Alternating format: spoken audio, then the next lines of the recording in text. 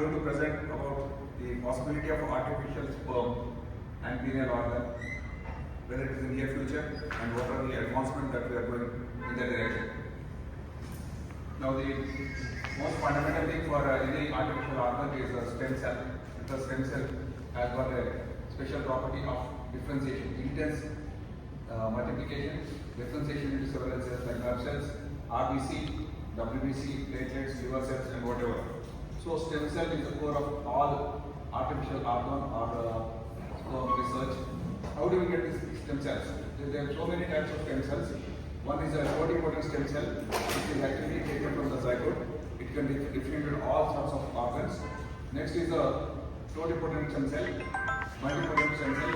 Pluripotent stem cell is what we are using. It is actually obtained from the 8-cell embryo or from the blastocyst.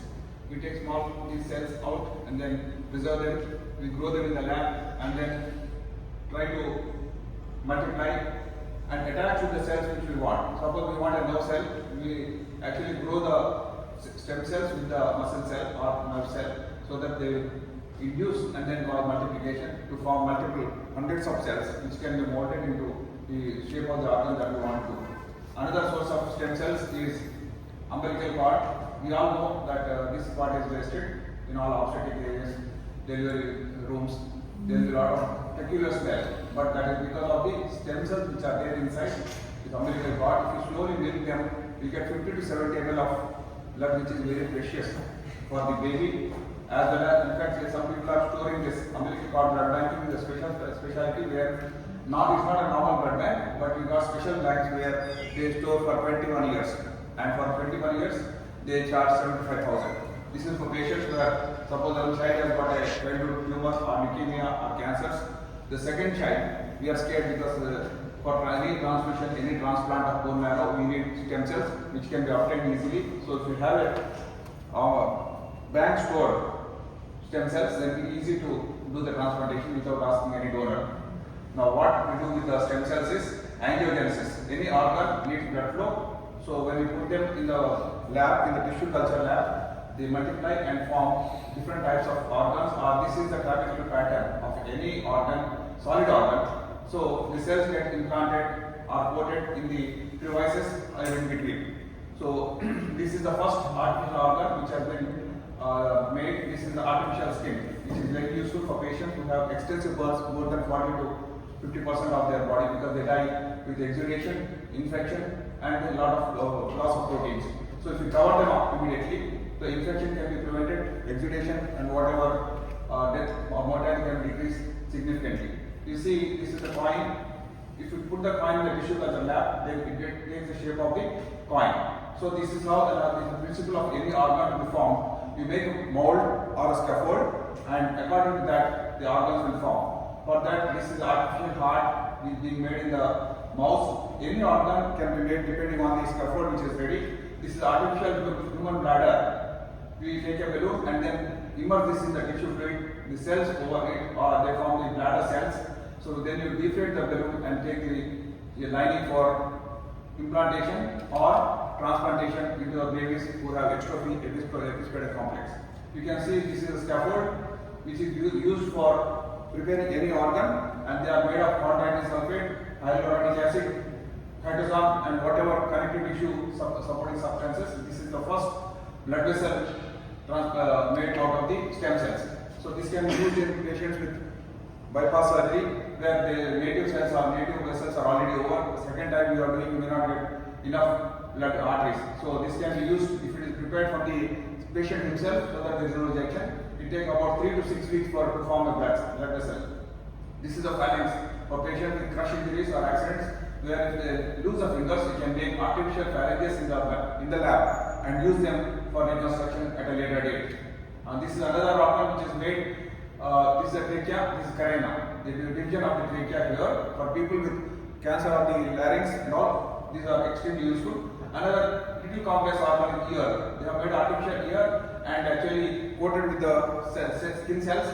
And this to know whether it works, whether it survives in the human life or at least in the animal. They have put this ear on the back of the ethnic mice. This ethnic mice carrying the human ear made in the lab and for last 4 years it is still okay. Whenever you want, you can cut it here and then implant to the person. These are the few organs. This is the extraphysious complex where you can transplant or auto transplant because the cells from the bladder are taken, multiplied, and then a mold is made and covering the anterior wall is covered. This is the kidney being made.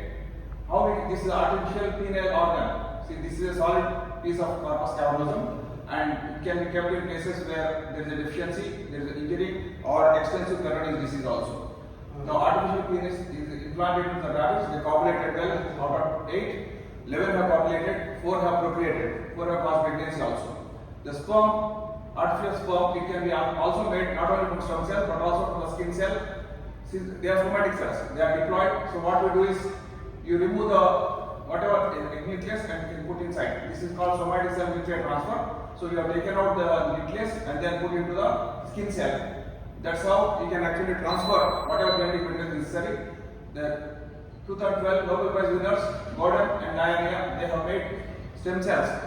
Suppose adult is there with no stem cell stored at birth in umbilical cord, you can take from the femur or humerus here in the shoulder, and then these cells are grown in the lab along with the mother cells, spermatogonial cells from the patient himself. So this patient is azoospermic. Spermatogonial cells are taken out and his bone marrow cells are taken out. These two are grown together. Then they form a sperm in the lab. It will take at least 3 months. Even the dinosaurs can be remade out of the stem cell from the osteocyte. The bone cell of the dinosaur actually can be reconstituted to form an entire cell. This is a Dolly the Parthen, the first cloned animal. And how it is made? It is taken out from the bone marrow cells, and once this artificial sperm is formed in the lab, then it is injected into the patient himself. Because the final maturation step of the artificial sperm occurs in the epididymis. So from the hit of the epididymis to take, it takes about 1 week to 10 days. So the artificial sperms are injected, and then after about 10 days, we aspirate again to see the more mature and motile sperms, which can be injected into the patient's wife's egg. So how it is made is, from the bone marrow we take the cells, we take the spermatogonial cells from the testis, both are united, and then as they grow, they are actually matured in the person's testis himself, so that there is no rejection. This ICSI procedure, even if you have 10 to 15 cells, that's enough, because you can inject them, and then once zygote is formed, we see how it is dividing. If you have suppose 10 embryos, then out of them, what are fast dividing? They are grade 1A. So the top 3 will be kept with the mother, and other 6 or 7 what are left behind can be cryopreserved so that they can be with the next cycles.